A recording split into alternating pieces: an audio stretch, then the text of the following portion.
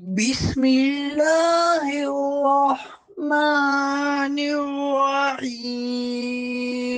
ووصينا الإنسان بوالديه حسنا وإن جاهداك لتشرك بي ما ليس لك به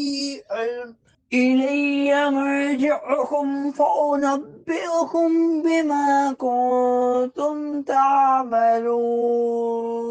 اور ہم نے انسان کو اپنے ماں باپ کے ساتھ اچھا سلوک کرنے کی تاکید کی، اور اے بندے، اگر وہ تجھ سے کوشش کریں کہ تو کسی کو میرا شریک ٹھہرائے جس کا تجھے علم نہیں، تو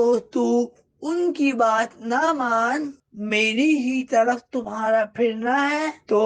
میں تمہیں تمہارے اعمال بتا دوں گا۔